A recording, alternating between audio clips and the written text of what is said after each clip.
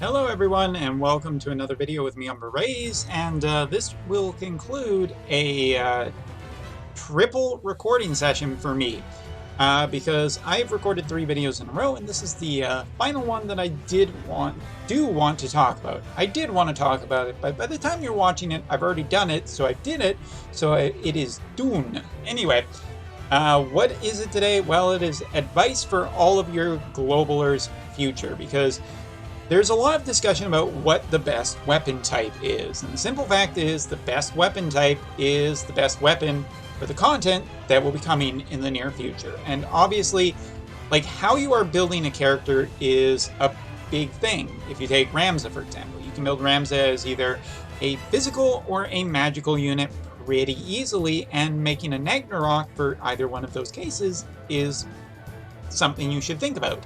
Making a Ragnarok for a tank that's more focused on vital is a good idea sometimes. But really, a big question here is just, like, what about those types that you don't hear about? Critical and aim. And that's what I'm here to talk about today. Aim and accuracy, because on the JP side, that has started to become a really big thing, so it's not like you need to panic right now and go find every single aim weapon and accessory that you can potentially find under the sun and TMR and everything and blah blah. You don't need to do that. Why? Well, as it turns out, right now it's just not a thing that you need. The Iron Giant trial that will be coming in the future is a definitely big difficulty trial that punishes people for not having built a kind of physical tank and being able to dish out enough DPS quickly and be self-reliant without companions. But into the future with Tower, as well as the current event on the JP side, which is the Deep Dungeon.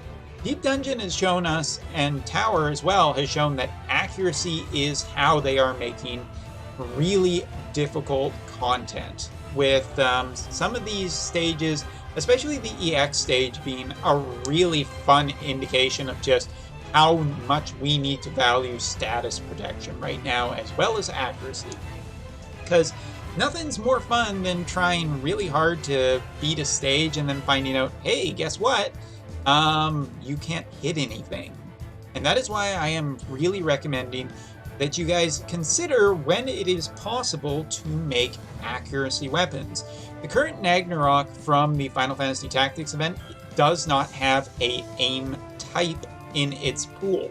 Not every single weapon will have every single type available, so you do have to think about, though, when it is a good time to make an aim, when it is a good time to make a critical, and potentially making different types of weapons for each one. That is why I've kind of recommended a little bit of going only to +3 or maybe +4. Doing a ton of +5s is just going to eat up a ton of stamina and a ton of time, and you may not have time to do that. That's okay. It turns out that you can wait until later. The advantage to playing Tower or Dungeon in this case is the fact that even if your characters die, you can keep going on a mission to try and beat it, so long as you have other characters that you can swap out for.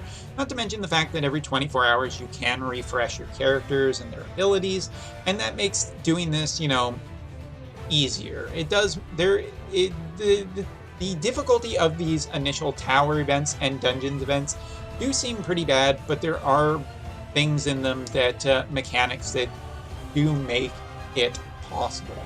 It can make it possible. Grammar is not my strong suit tonight, but anyway, yeah. So what exactly are the things you should look out for potentially in the future? Well, again, these stages have some pretty interesting stuff where certain characters excel, but for instance, the Chocobo stage, the final end floor on the dungeon, has yellow chocobos. The red chocobos do damage, the black chocobos do damage. However, the yellow chocobos have AoE heals, meaning that it is important to be able to kill these units very quickly, otherwise they will heal ad nauseum. They are annoying, to say the least. Although I have not completed it, I know enough about it because I've read what other people have been experiencing. As for the EX stage, The title Horror is pretty accurate because all of these enemies have incredibly high evasion rates, which seems to be a thing going on with the highest, most difficulty challenges in this game. These enemies are incredibly accurate themselves, not only with their attacks, but also with their status effects. Effects such as paralysis, confusion, as well as charm, which makes it real fun when your own guys are your own worst enemies. And let me tell you, they can very quickly become your own enemies with these status effects. Not only that, but then again, of course, it is just trying to hit the enemy. Your turns are incredibly valuable in these modes of being able to take out enemies and gain advantage and reduce the amount of stuff you need to fight and need to worry about every turn. So yes, the earlier stages in the dungeons really aren't that difficult, with pretty easy enemies on some stages, going up to more difficult stuff as you go on further, such as mages that can change you down, or a bunch of archers that will just continue firing at you and doing chain damage, really adding up over time, requiring you to have a physical tank. Though this deep dungeon on JP has required people to have both physical tanks as well as magical tanks to deal with different threats on different floors. But yes, it's not just enough to be able to beat these dungeons once, you have to actually beat them multiple times if you want to upgrade the weapons and really get the most out of these tower events that you possibly can. It is a challenge to be sure, and it is a thing where having more characters maxed particularly, will just give you a net advantage, because even if your initial team dies, a backup team can go in to a softer second round and just be able to, kill off the rest of the enemies, finish it off, and boom, you're done, get the rewards, and move on. So yes, I think that it is important to, when a weapon comes out in the future on the global side, you want to check what different types it has. Assault isn't necessarily the best. It is great for e-peening a unit a lot of times, where you can go, look at my unit, it has over 1,000, 1,100, a billion attack. Which is always, yes, it is very impressive for a high number, but those cards are really show their weaknesses later on in the game. For instance, the Bull card, which if you take a look at the Bull card is initially something that I recommend really early because you don't have a ton of characters, and this gives you a really strong unit that you can depend on. But going into things such as raids, going into co-op and everything like that, this really doesn't provide anything for the other members of your team, basically making your team less capable of dealing with harder content, and that is exactly the problem that you see here. You just don't see that much value.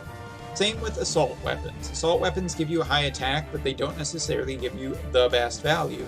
A critical hit can sometimes give you more damage than just an assault type weapon.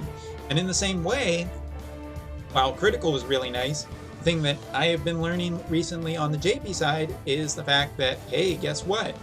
Aim is really, really, really super important, because if you can't hit the damn thing, and they have made these things really damn hard to hit, it is, doesn't really matter how much damage you are doing and outputting, because it's actually zero. That's the point I'm getting at. So yes, aim and accuracy, not just for weapons though, accessories, armor, whatever can get you the highest amount of that stat is an important thing to look into the future. It may not be the most exciting thing as getting a really high attack stat or a really high magic stat, but trust me, preparation has proven for a lot of globalers to be one of the most valuable things. Learning from the JP side's mistakes, just because it was a new game and we didn't know what was the best value. And so I'm going to absolutely recommend that you guys think about these types of weapons, think very deeply, and consider not necessarily going for +5, but just having a few more options in your inventory spots by having a aim sword, a critical sword, and all of that. And then, because, your inventory is unlimited. something to think about. So anyway, that's all for this video. Hope you enjoyed it, and thank you very much for watching. Take care. See you next time.